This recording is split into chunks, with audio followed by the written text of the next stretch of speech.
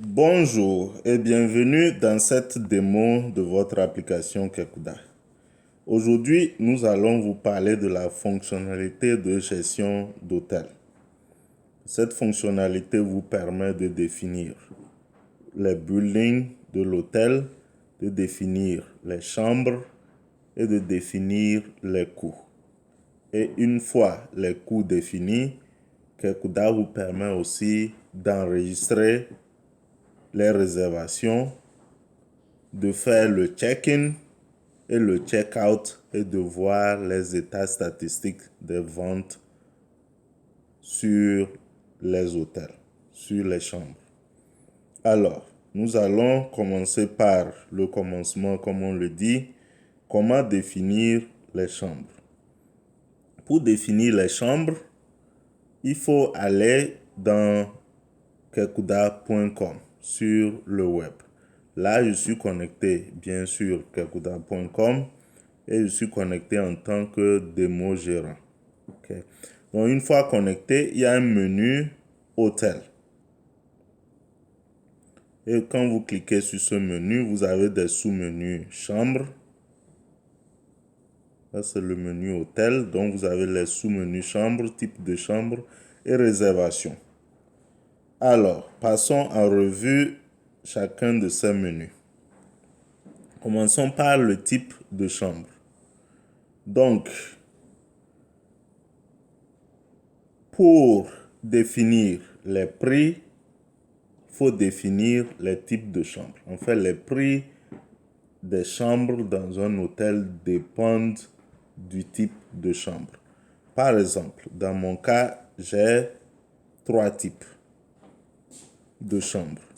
Le type climatisé, qui est à 15 000, le type ventilé, qui est à 10 000, et les suites, qui sont un peu plus salées, qui sont à 20 000.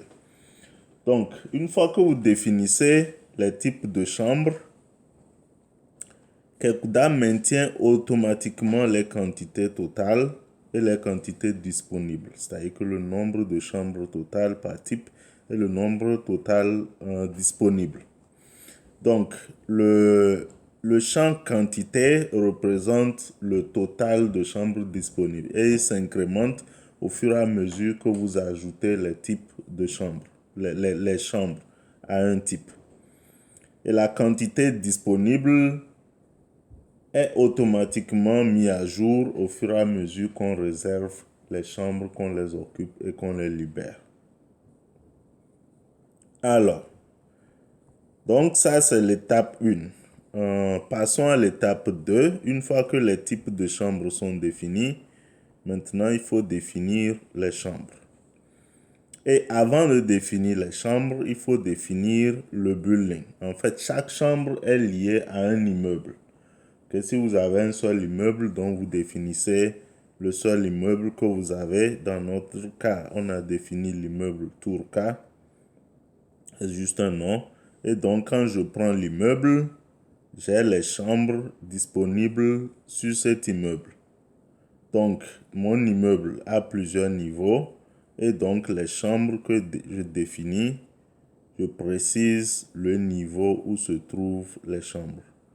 Okay. Par exemple, j'ai ma chambre climatisée, le numéro 101, et c'est sur le niveau 1. Et actuellement, cette chambre est disponible. La chambre numéro 203, elle est ventilée. Elle est au deuxième étage et elle est actuellement réservée. Notez que l'état réservé disponible est automatiquement mis à jour au fur et à mesure que les réservations se font dans l'application Kekuda. Ok, donc nous avons vu comment créer les types de chambres, comment créer les chambres. Et une fois qu'on crée les chambres, on peut passer aux réservations. Alors, l'occasion faisant le larron, comme on est déjà dans kekuda.com, vous pouvez aussi voir les réservations. Que là, j'ai le menu réservation qui donne la liste des réservations. Par exemple, que j'ai la réservation numéro 2 faite par Monsieur Eric Bekou. Il est arrivé le 19, il est reparti le 21, il a payé 80 000 et actuellement la réservation est clôturée parce qu'il est déjà parti. Okay. Et sur chaque réservation, vous pouvez cliquer pour avoir un peu plus de détails. Et par exemple, si je clique sur la réservation Eric Bekou, là j'ai les détails. Je vois que il a pris. D'abord, il y a les tableaux récapitulatifs qui me donnent les infos que je viens de voir, notamment la date d'arrivée, la date de départ, la personne réceptionniste, le nom du client, son numéro. Il y a aussi la date actuelle d'arrivée. Ça, c'est la date de check-in. En fait, la réservation a une date et les dates actuelles aussi sont enregistrées. Et la date de check-out. Le nombre d'adultes qui sont venus avec M. Eric, c'est 3. Il n'y a pas d'enfants. La remise, c'est 0. Le total, c'est 80 000 comme on l'a vu. Alors, ensuite, il y a d'autres détails comme les chambres occupées. Donc, M. Eric a pris 2 chambres. La chambre de suite, en fait, il doit certainement être un pacha. Donc, c'est 205 et 105. Okay, et chaque suite étant 20 000 et qu'il a fait plusieurs jours, le total revient à 80 000. Ok. Donc, ça, c'est tout pour le web. Maintenant, voyons voir comment on fait une réservation. Alors, je ferme ceci et je retourne dans le app. Donc, les réservations se font dans le app. Donc, pour ce faire, il faut aller dans Menu, cliquer sur le menu Hôtel. Et quand vous cliquez sur le menu Hôtel, vous voyez que le tableau de bord de gestion d'hôtel est vraiment similaire au tableau de bord de prise de commande dans les boutiques, bars et autres. Donc, qu'est-ce qu'on a à ce niveau? Donc, vous avez ici 3 réservations qui sont en cours. Une qui est enregistrée, une qui est à l'état réservé et une qui est confirmée. Donc, notez qu'une réservation, dans un premier temps, elle est à l'état réservé. Une fois confirmée, elle est confirmée. Une fois la personne prend possession de la chambre, elle est enregistrée. Et une fois la personne quitte, elle est clôturée. Ok. So far, so good. Bon, vous remarquez qu'en haut, vous pouvez filtrer. Donc, vous avez les boutons de filtrage. Si vous voulez seulement voir les chambres confirmées, les chambres réservées, les chambres enregistrées, vous avez accès à ce bouton-là. Et vous avez aussi le bouton tout qui affiche le tout. Là, je suis connecté en tant que caissière, donc je peux avoir accès aux réservations effectuées par d'autres collègues. Donc, c'est ça le bouton toute réservation. Et si je veux aller un peu dans le passé pour voir les autres réservations qui ont été faites, là, je retourne dans dernière réservation. Et donc, vous voyez que là, j'ai accès aux réservations qui ont été annulées, d'autres qui ont été clôturées. Remarquez le gris et le blanc. Le gris, c'est que le reçu a été imprimé. Voilà. Alors, comment faire une réservation? C'est tout simple, c'est vraiment similaire à comment on prend une commande. Donc, le gros bouton plus en haut là, suffit de cliquer dessus. Et quand vous cliquez dessus, vous avez les types de chambres. Rappelez-vous, on a vu climatisé, suite ventilée, c'est ça qu'on a défini. Et vous avez les prix. Et au même moment, vous avez aussi un snapshot du nombre de chambres. 3 sur 4, 2 sur 2. Ça veut dire que mes suites ne sont pas réservées. J'ai mes chambres ventilées, j'en ai 4, 2 sont réservé. Donc, Kekuda vous donne ce snapshot pour des fins tout utiles. Alors, si je veux réserver une chambre climatisée, je clique sur climatiser. Vous voyez là de belles images. C'est les images qu'on a définies sur les types de chambres qui viennent là. Alors, qu'est-ce qu'on a ici? On a l'état de la chambre. Celle-ci, elle est libre. Celle-ci, elle est réservée. Et le numéro de réservation, c'est le 8. Et donc, ce qui est rouge, on ne peut pas réserver. Ce qui est vert, c'est ça qui est libre qu'on peut réserver. En plus, vous avez le building, le niveau et la chambre. Alors, pour réserver, qu'est-ce qu'il faut faire? Il faut juste cliquer sur réserver. Okay, je clique sur réserver. Là, j'ai pris 2 chambres. Et remarquez, c'est comme l'achat en ligne. Au fur et à mesure que vous cliquez, vous avez tout en bas ici le décompte qui se fait. Et une fois que vous avez sélectionné les chambres à réserver, vous cliquez là. Vous voyez, vous pouvez confirmer les chambres que vous avez réservées. Vous cliquez sur réserver. Alors, pour réserver, il faut bien mettre un nom. Donc, je vais mettre par exemple King. Le prénom, je vais mettre Mason.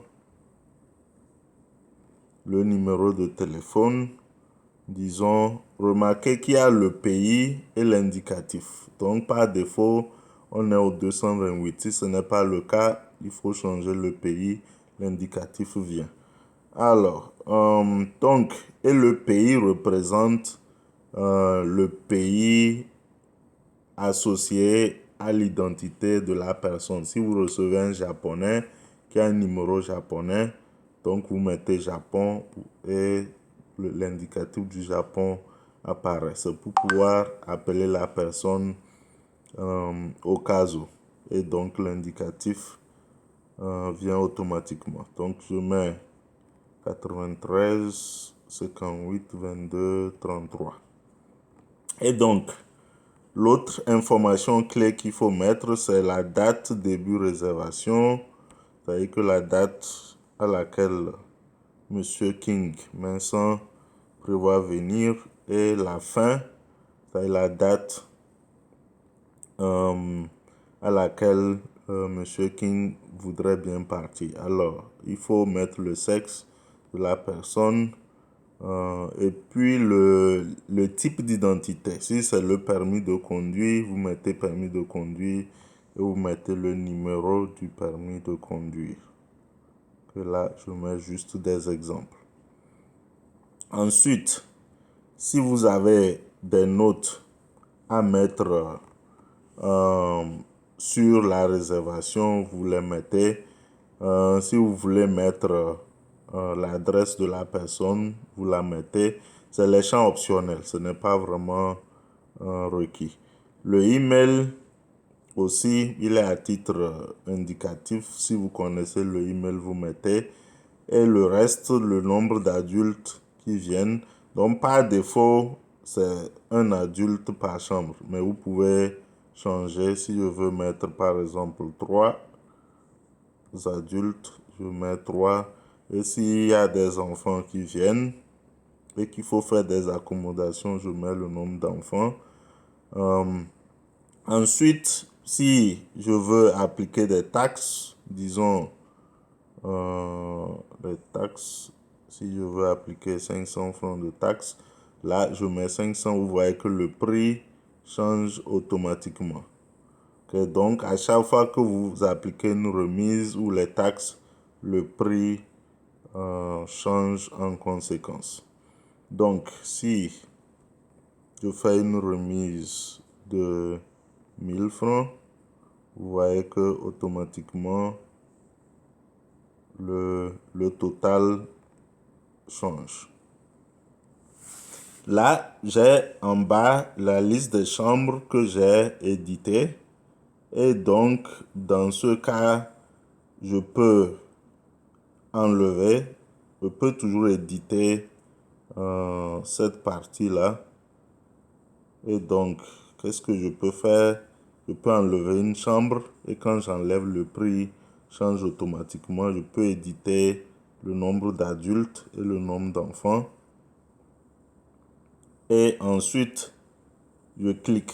Je peux réserver, je peux imprimer le reçu ou si je ne veux plus réserver, je peux annuler. Donc, il y a toutes ces opérations. Dans notre cas, on va faire simple. On est venu pour réserver. On va cliquer sur réserver. Là, vous voyez opération effectuée avec succès. Et donc, quand c'est effectué avec succès, un numéro de réservation est généré. Et automatiquement, vous avez un peu plus bas de nouveaux boutons qui apparaissent.